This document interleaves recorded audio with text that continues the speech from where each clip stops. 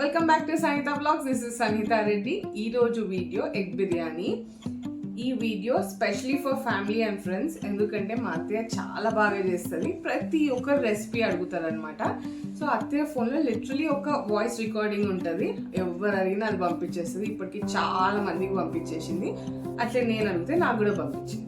కానీ నేను చేస్తే అత్తయ్య చేసినంత మంచిగా అయితే రాలేదు. ఇట్లా కాదు, డైరెక్ట్గా వచ్చి నేర్చుకుందామని వచ్చేసిన. ఎట్లాగో నేర్చుకుంటున్నా కదా, సో అట్లే వీడియో రికార్డ్ చేసి మీకు కూడా చూపిస్తున్నా. మీరు కూడా మంచిగా ఎగ్ బిర్యానీ చేసుకొని తినొచ్చు. So please try. రెసిపీ అయితే చాలా లైట్ వెయిటెడ్ ఉంటుంది టమ్మీకి. ట్రై చేయండి. నచ్చితే నన్ను సబ్స్క్రైబ్ చేసుకోండి, లైక్ చేయండి, షేర్ చేయండి. అండ్ ఆల్సో మా అత్తయ్య యూట్యూబ్ ఛానల్ లింక్ కింద డిస్క్రిప్షన్లో మెన్షన్ చేస్తా. అత్తయ్య మంచి మంచి కథలు చెప్తుంది అనమాట. మంచి స్టోరీ, బెడ్ టైమ్ స్టోరీస్ ఉంటాయి. సో ప్లీజ్ తనను కూడా సబ్స్క్రైబ్ చేయండి. 4 cups ఆఫ్ రైస్ తీసుకుంటున్నా. This will be sufficient for 6 people. So ఇది మంచి కడిగేసుకోవాలి. ఒక 1 hour పక్కకు పెట్టుకోండి. దాంట్లో మసాలా యాడ్ చేసుకోవాలి. లవంగాలు, ఇలాచి, సాజీరా, బిర్యానీ ఆకు, దాల్చిన చెక్క, పత్తర్కా ఫుల్. 1 glass బిర్యానీకి 2 glasses ఆఫ్ వాటర్ తీసుకోవాలి. సేమ్ గ్లాస్ యూజ్ చేయండి. ఒకవేళ మీరు రెగ్యులర్గా చేస్తారు 1.5 cup తీసుకుంటారంటే 1.5 cup తీసుకోండి. ఎందుకంటే ఇది జనరల్గా బియ్యం బట్టి ఉంటుంది కదా. నేనైతే 1 cup రైస్కి 2 cups వాటర్ తీసుకున్నా.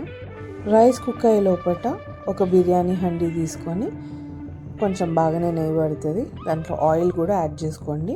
అది మంచి కాగినాక ఇప్పుడు స్పైసెస్ అన్నీ వేసుకోవాలి.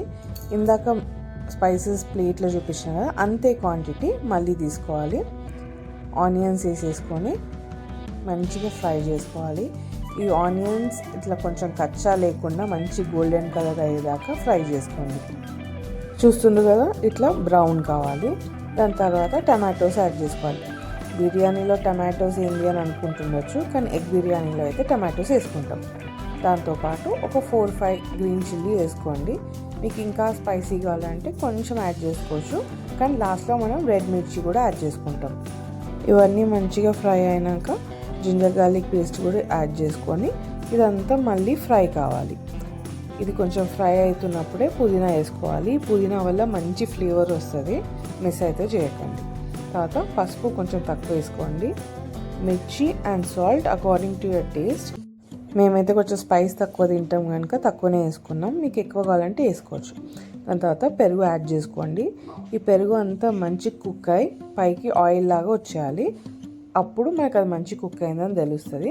ఇప్పుడు ఈ బిర్యానీ మసాలా యాడ్ చేసుకోవాలి. ఇదే మెయిన్ అన్నమాట. ఈ మసాలా ఎట్లా రెడీ చేసుకోవాలో లాస్ట్లో చెప్తా. సో తప్పకుండా మిస్ చేయకుండా లాస్ట్ వరకు చూడండి. ఎగ్స్ అన్ని బాయిల్ చేసుకొని ఇట్లా హాఫ్ కట్ చేసుకోండి. అండ్ మీకు ఎక్కువ ఎగ్స్ తినాలంటే ఎక్కువ చేసుకోవచ్చు. దీంట్లో ఏం క్వాంటిటీ అన్నట్టు ఉండదు. దాని తర్వాత మనం చేసుకున్న మసాలా పైన ఇట్లా ఇన్వర్ట్ ఎల్లో పార్ట్ కిందికి వస్తట్టు పెట్టేసుకోండి. చూడండి, మన రైస్ అంతా కుక్ అయిపోయింది. ఇప్పుడు ఇది తీసుకెళ్ళి లేయర్ లాగా ఎగ్స్ పైన వేయాలి. నాకైతే ఫ్రైడ్ ఆనియన్స్ చాలా ఇష్టం, బిర్యానీ పైన ఉంటాయి కదా. సో ఎప్పుడు చేసుకున్నా కొంచెం ఎక్స్ట్రా చేసుకుంటా అనమాట.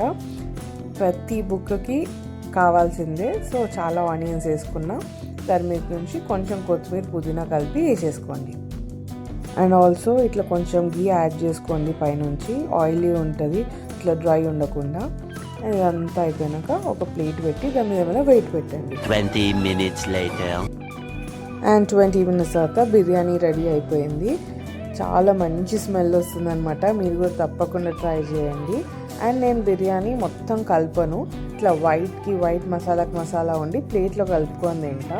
సో నాకైతే అట్లా నచ్చుతుంది. చాలామంది అయితే మిక్స్ చేసేస్తారు. I don't prefer that. So ఇంత కష్టపడి చేసుకున్నందుకు రిలాక్స్గా కూర్చొని హాయిగా తిన్నమాట. దీనికి రైతా కూడా చేసిన. ఇక అందరింట్లో రైతా ఉంటుంది కదా, స్పెషల్గా చూపించక్కర్లేదు. కానీ ఒకవేళ కావాలంటే షార్ట్స్లో ఉంది, ఆ లింక్ కూడా డిస్క్రిప్షన్లో మెన్షన్ చేస్తా, చూసేయండి.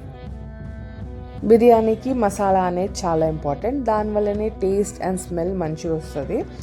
ఇప్పుడు మీకు చూపించేది మా అత్తయ్య రెసిపీ. స్క్రీన్ పైన చూస్తుండ్రు కదా, ఆ క్వాంటిటీలో వేసేసుకోండి. అవి ఏమేమి ఉన్నాయో డిస్క్రిప్షన్లో మెన్షన్ చేస్తా. కొంచెం ఎక్స్ట్రా క్వాంటిటీ చేసుకొని పెట్టుకోండి, so that next time biryani చేసుకుందాం అనుకున్నప్పుడు ready. So please do try this recipe and నచ్చితే నా కమెంట్ సెక్షన్లో ఎక్స్పీరియన్స్ షేర్ చేసుకోండి and also like share subscribe to my channel. Thank you.